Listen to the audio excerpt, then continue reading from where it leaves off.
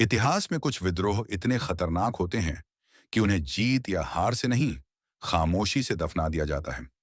आज की कहानी भारत की आजादी से पहले एक ऐसे विद्रोह की है जो भारत में नहीं, विदेश की जमीन पर लड़ा गया। ये कहानी है 1915 सिंगापुर मुटिनी की। साल 1915 पूरी दुनिया पहले विश्व युद्ध की आग में जल रही थी। ब्रिटिश साम्राज्य दुनिया के कोने कोने से सैनिक उठा रहा था।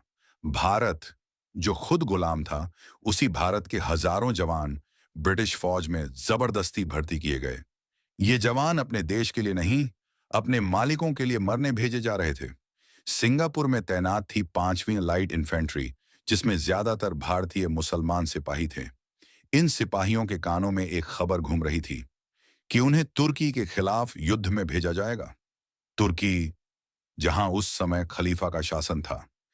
यहीं से सिर्फ डर नहीं, धर्म और आत्मा का सवाल खड़ा हो गया।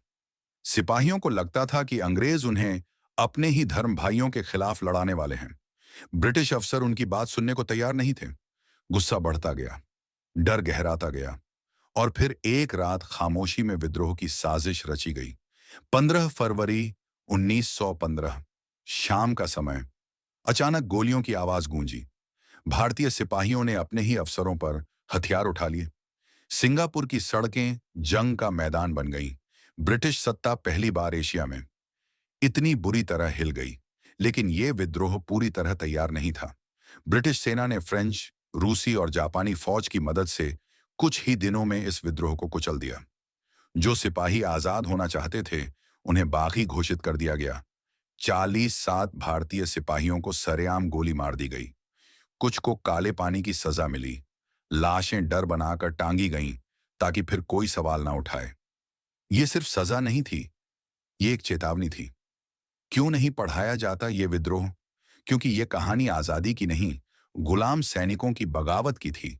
अगर ये कहानी फैलती तो ब्रिटिश सत्ता भारत में हिल जाती। इसलिए इसे इतिहास की कब्र में दफना दिया गया। इतिहास सिर्फ जीतने वालों का नहीं होता। इतिहास उनका भी होता है जिन्हें बोलने से पहले खामोश कर दिया गया।